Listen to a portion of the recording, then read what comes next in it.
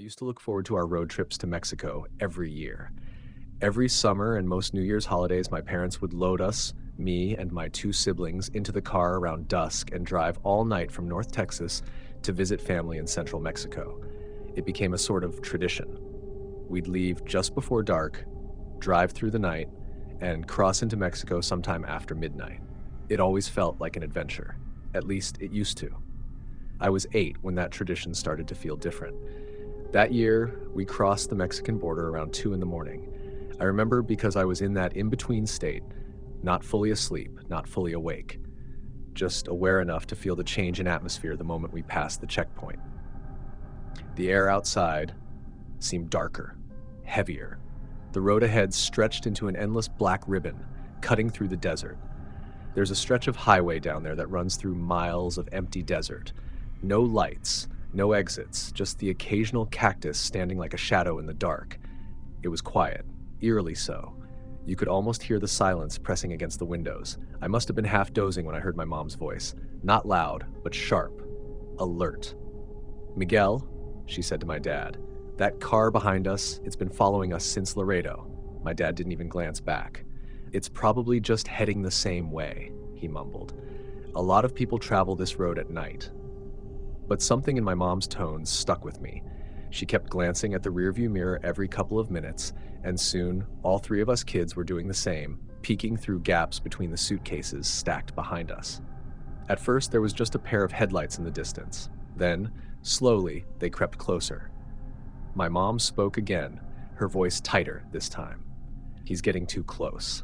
I turned around. She wasn't exaggerating. The car behind us had closed the gap completely. Its headlights were practically kissing our back bumper. There was no one else on that road, just us and them. My dad didn't change speed. He didn't pull over. He didn't even act like anything was wrong. But I could feel it. We all could. The tension in the car thickened until every tiny sound felt amplified. The hum of the tires, the creak of the seat, even the shallow breathing between us. The other car stayed glued to us for what felt like forever. It would fall back for a few seconds, only to surge forward again until its high beams filled our cabin like a floodlight. Over and over, like whoever was behind us was playing with us, or hunting. There was no way to call for help out there. No signal, no service stations. Just an endless stretch of asphalt in the middle of nowhere, with no signs of civilization and hours until daylight. Then my mom sat up straighter. Her hands slapped the dashboard. "Miguel, there's a police car. Right there, on the shoulder. Pull over. Right now. Pull over in front of him." It was the only time my dad reacted quickly. He veered to the right, parking just ahead of the police vehicle. As we came to a stop, I turned around to see what the car would do. It didn't slow down. It didn't even hesitate. It just kept driving, right past us. The policeman got out and approached, clearly confused. My mom rolled down her window and immediately began telling him everything.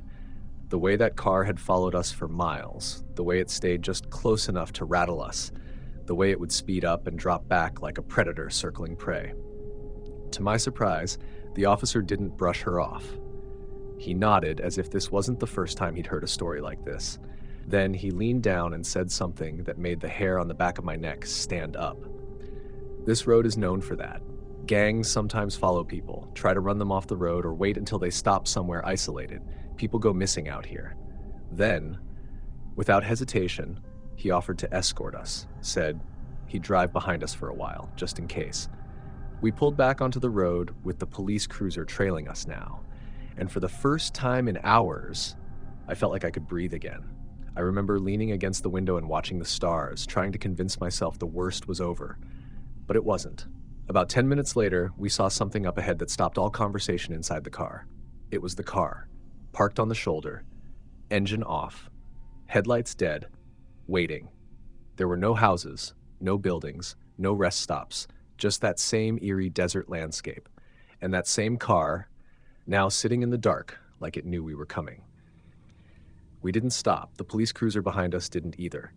We drove past it, and I saw the faint outline of someone sitting in the driver's seat, perfectly still, like a silhouette carved out of the shadows. The rest of the drive was silent. None of us spoke until the sun came up. Even then, no one brought it up. Not until we reached our family's home hours later and finally felt like we were on solid ground again. We never saw the car again, but we never took that road at night anymore either. And to this day, when I think about that trip, I don't wonder what would have happened if we hadn't stopped in front of that police officer. I wonder what that man was waiting for. 10 minutes up the road.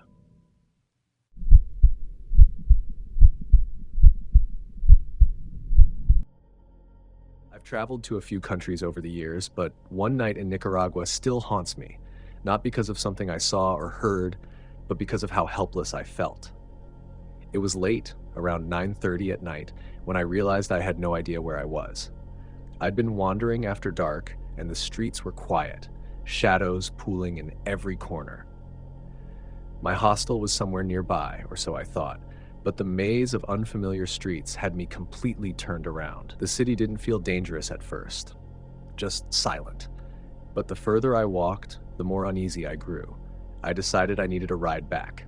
I flagged down a taxi that pulled up quickly, and the driver's eyes flicked over me for a moment. I told him my destination and he nodded, his smile tight but polite. The ride started out normal enough. The streets blurred past, lit only by street lamps and the occasional neon sign. I tried to stay calm, but something about the driver's silence felt off.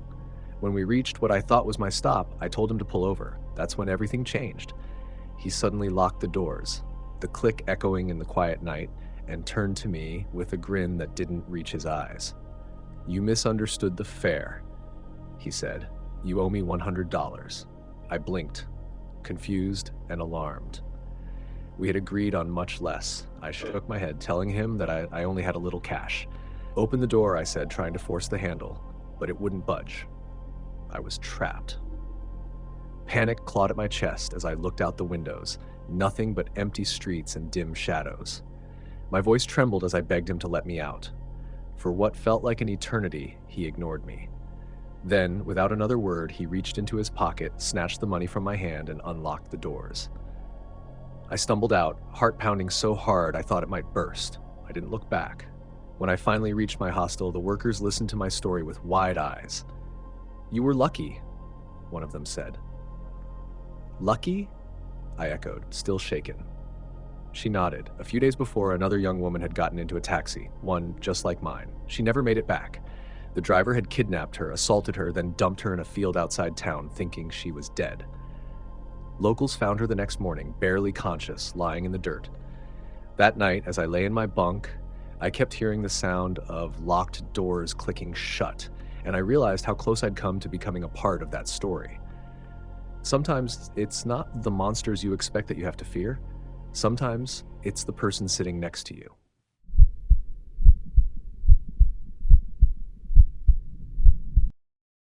I'd been traveling through Europe for a few weeks, soaking in new cities and sights. One evening in Berlin, I decided to take a walk through the Tiergarten, a huge park right in the heart of the city. It was just after sunset, the golden light fading and the air cooling off. I liked the solitude, the quiet hum of the city fading behind the trees. The paths were mostly empty, just the occasional jogger or dog walker in the distance. I was alone, enjoying the calm. But then I noticed him, a man standing off to the side of the path, near the edge of the walkway, just staring off into the distance. At first, I thought nothing of it. People often just stand and look. I passed him, probably about 20 feet away, and then something about the way he moved caught my attention. He turned and started following me. My heart jumped, but I tried to stay calm. Maybe he was just going the same way. I changed my pace, walking slower, then faster. I started taking a meandering path, weaving through the park, leaving it briefly, then re-entering.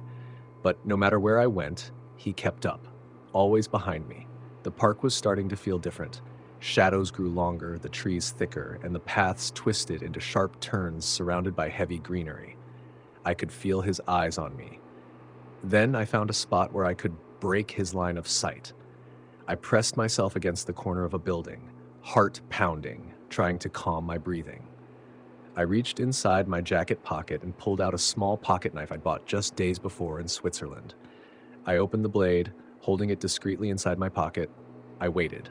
Moments later, he appeared, stepping cautiously out of the shadows, clearly confused. He looked around, trying to find me. When his eyes landed on me, he flinched, almost like he'd been caught, but quickly masked it and acted like he wasn't following me at all. He walked ahead a little ways, and I kept my eyes on him. I wanted to confront him, to demand why he'd been following me. But I was a visitor in this city, in this country. I didn't know what dangers might come from that. So I stayed quiet, waiting for a crowd.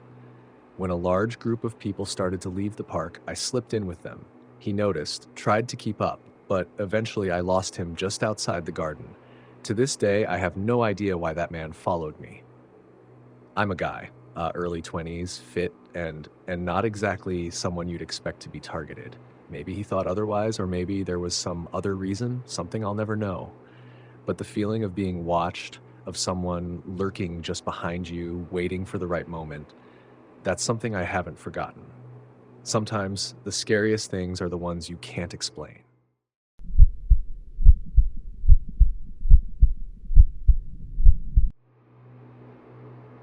I was traveling solo in Barcelona, and I ended up staying in this strange little hostel. The kind of place that felt a bit off from the moment you walk in.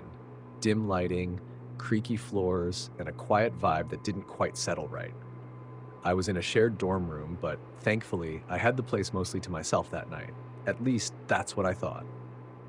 I went to bed early, exhausted from a long day of walking through the city. The room was quiet, except for the faint sounds of traffic outside and the occasional creak of the building settling. I must have just started drifting off when I felt it. A presence. Opening my eyes slightly, I caught sight of a man staring right at me. He was standing behind one of those wooden divider screens, the ones meant to give some privacy in shared rooms. His eyes were fixed on me, watching me sleep. I didn't move. I didn't want him to know I was awake. I was terrified of what he might do if I shifted or confronted him. The worst part was not knowing if there was anyone else in the room who could help, or if I was completely alone with him. I lay there, heart pounding, staring back at him through barely open eyes. The minutes stretched on. The man didn't blink. He didn't turn away. He just stood there, watching. 2 hours passed. 2 hours of silence, broken only by the occasional distant footsteps in the hallway. I was frozen. My mind raced with every terrible possibility. Finally, my alarm went off, the sound slicing through the heavy tension in the room. I had an early train to catch. I grabbed my things slowly, careful not to make a sound. As I slipped out of the room, I told the hostel owner what had happened, but I was in such a rush, I didn't stick around to hear what they planned to do about the man. I left with a knot in my stomach, that feeling of being watched, of being vulnerable in a strange place, never quite leaving me. Even now, when I think about that night, I wonder what could have happened if I'd moved too soon. Sometimes it's the quiet moments, the ones you don't expect, that scare you the most.